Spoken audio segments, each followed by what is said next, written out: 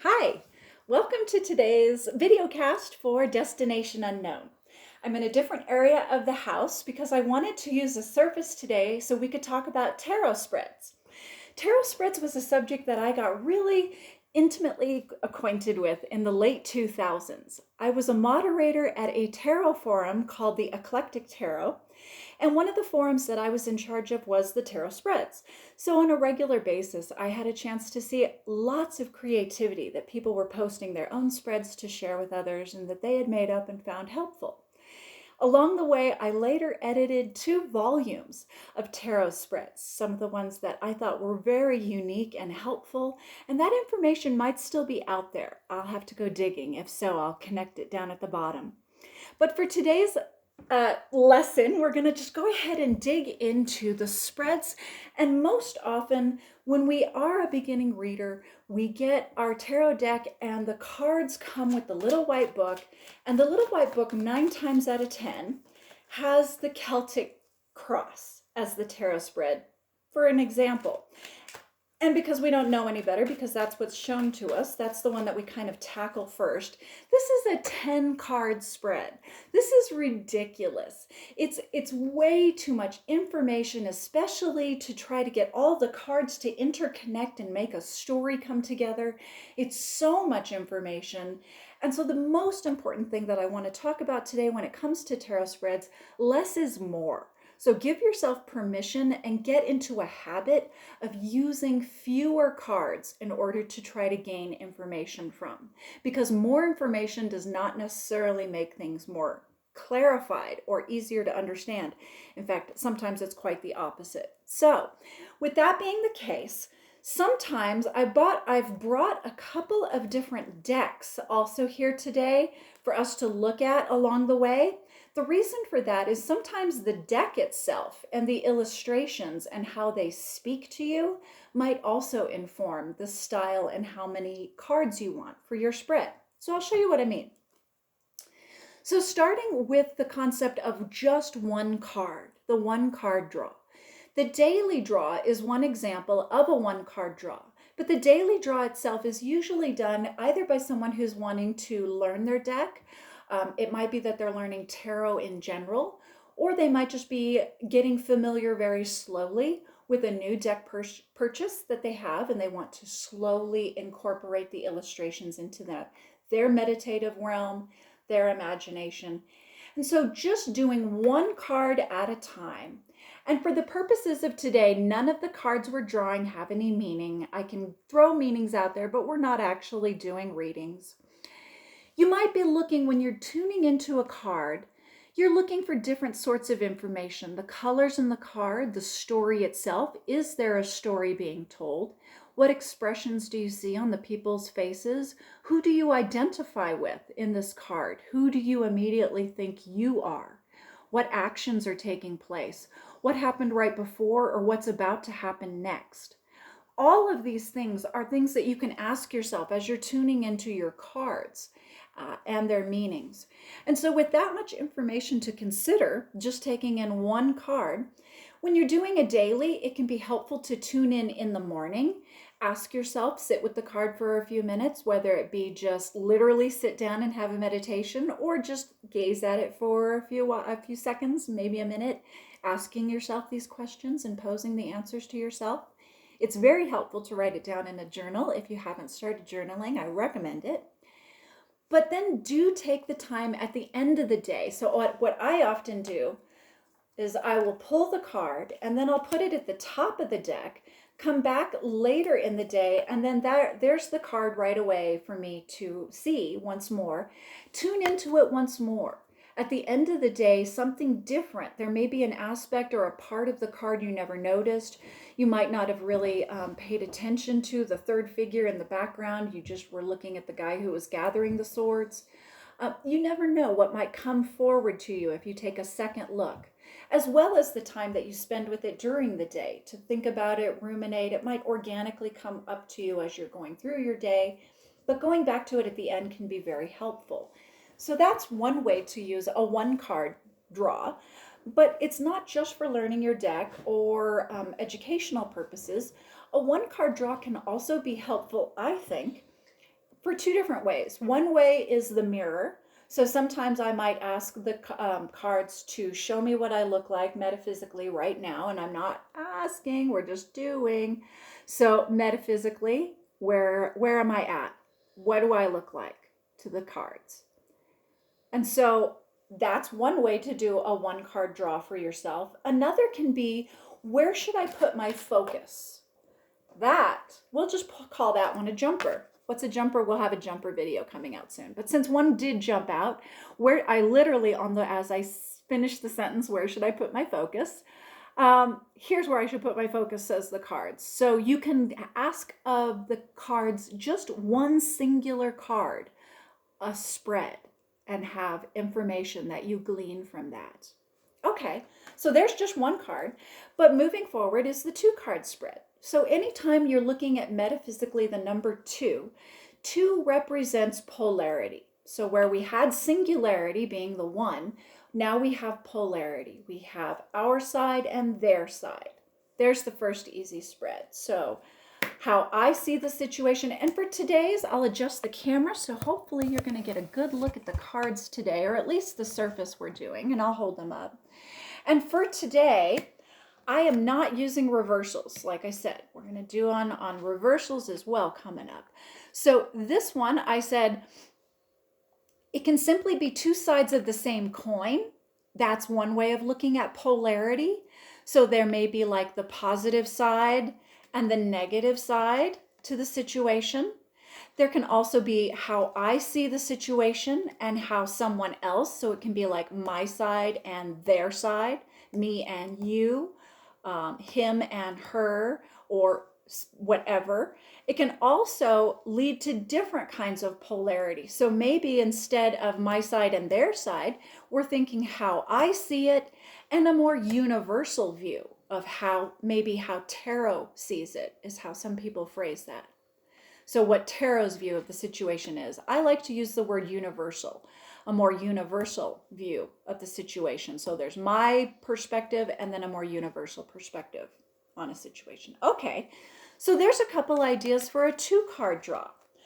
Next, we'll talk about the 3-card draw. Now, 3-card draws are one of my favorites. Oh, before we move too far into extra cards, let me take a moment. So sometimes you're doing readings and the deck that you use may have a lot more illustrative content to it at times, and that you're going to just get a lot more information out of these cards. And so maybe you just do a 2-card draw, and whatever those 2 cards need that they signify in the spread that we were just talking about. But as you can tell, some decks themselves will have a lot more information for you to get in on. And in fact, in these cards, they sometimes have a few that have multiple characters in the cards.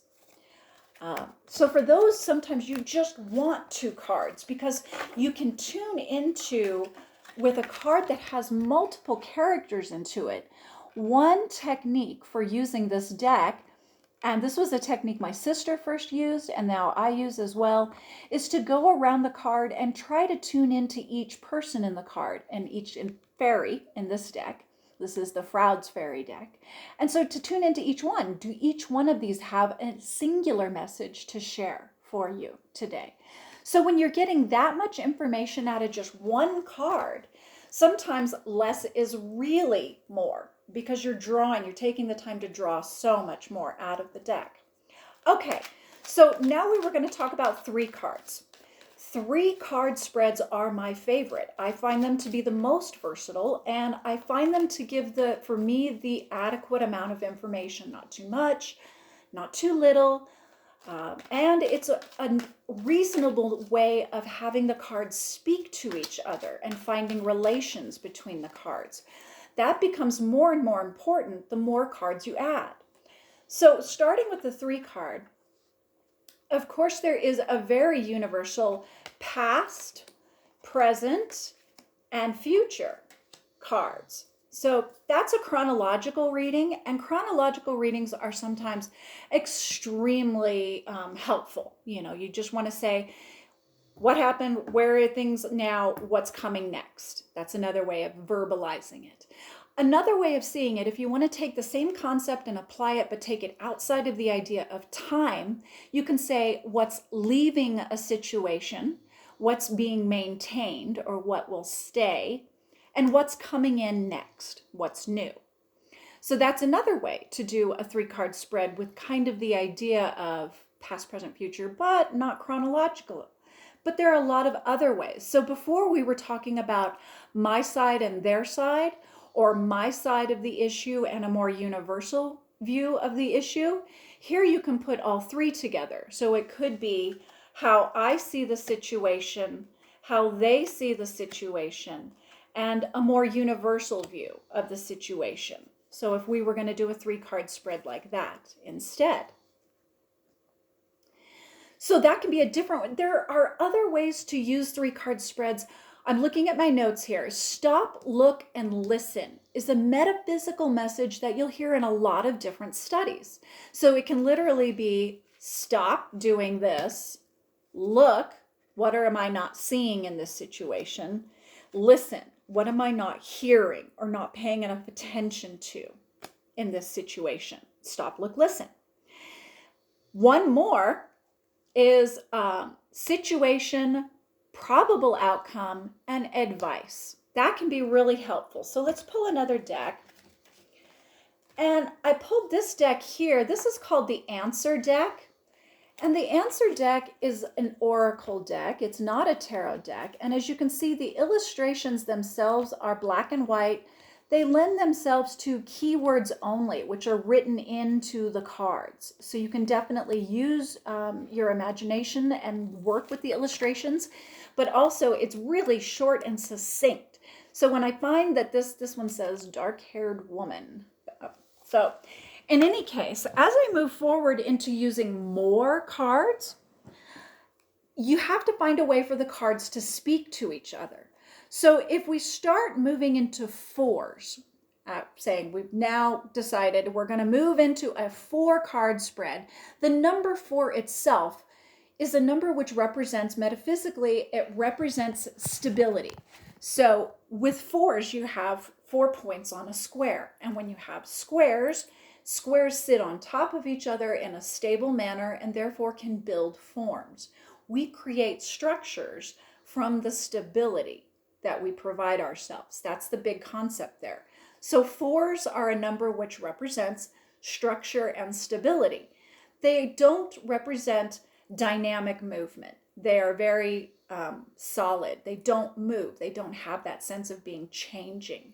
So that's kind of a metaphysical idea of the 4, but what does that mean as far as a spread, Alyssa?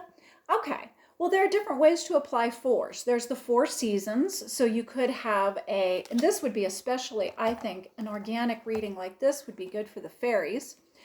You could have the spring of the situation. Maybe it's a new job that I'm getting. So here's what's coming first in the spring of my job. And this is metaphorical spring, not literal spring. So when I first get there and things are brand new, it's the spring, and this is what I might expect. When it's summer, when I've established myself and things are growing and prospering, what can I expect in this situation? When it's fall, what can I expect to harvest or reap from this situation? What will I take away from this situation? And then winter.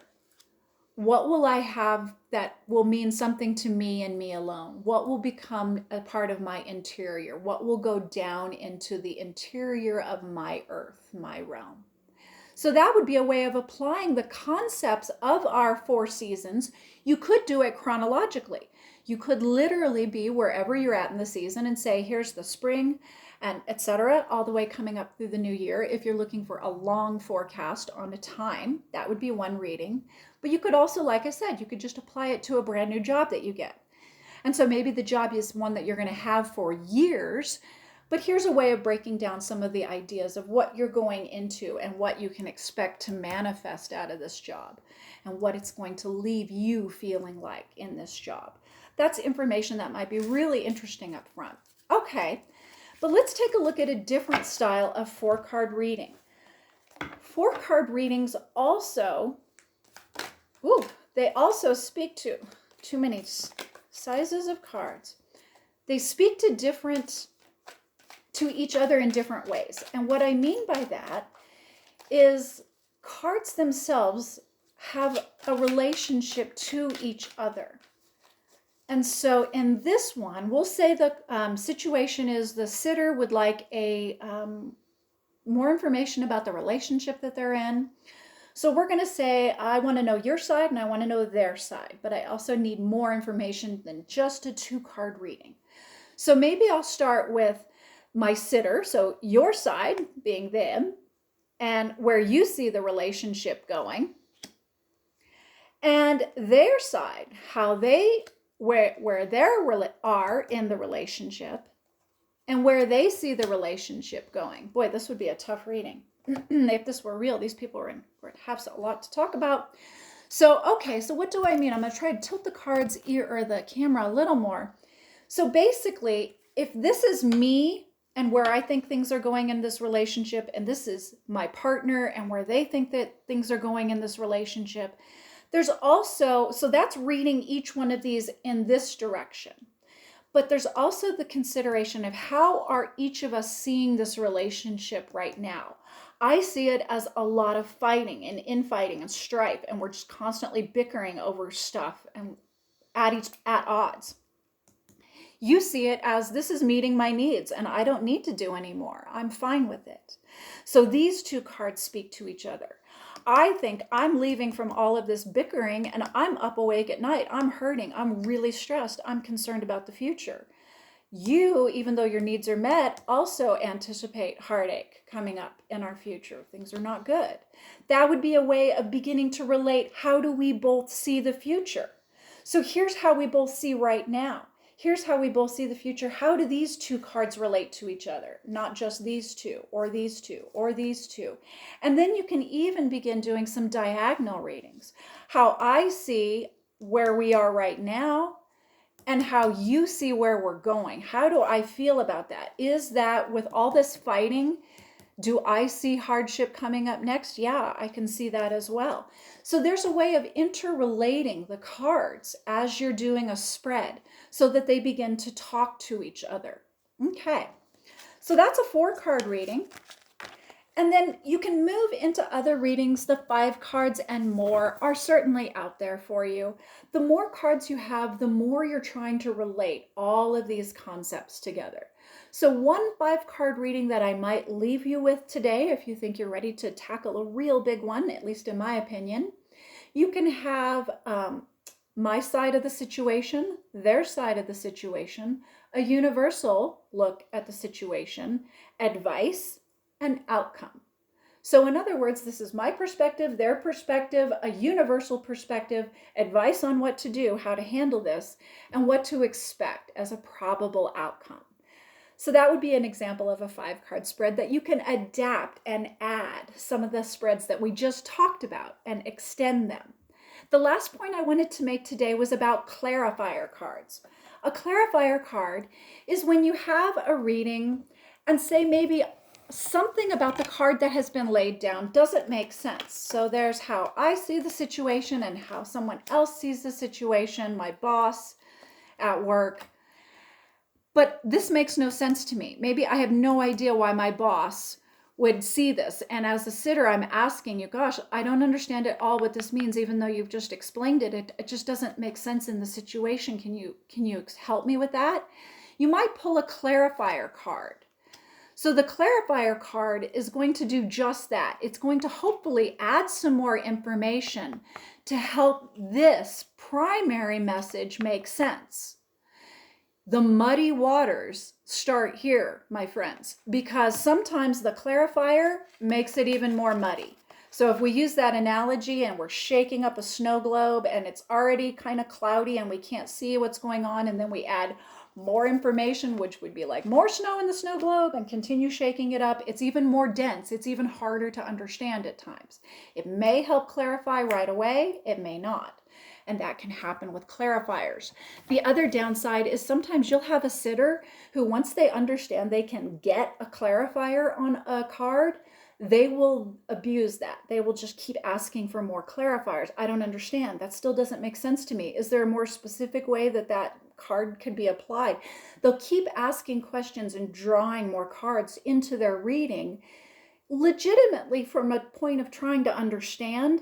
And that's where you as a reader might have to stop them and say, let's go back to what we have right here. Less is more. So that's another challenge when it comes to clarifiers in particular. Okay, I hope this gives you a whole bunch of ideas as far as your spreads and ways to use your tarot decks, and feel empowered with those decisions. You get to make up your own spreads every step of the way. Make them up as the situation needs. You might have different ones on different days for the same situation. That's all okay. Enjoy your decks, and let's keep listening.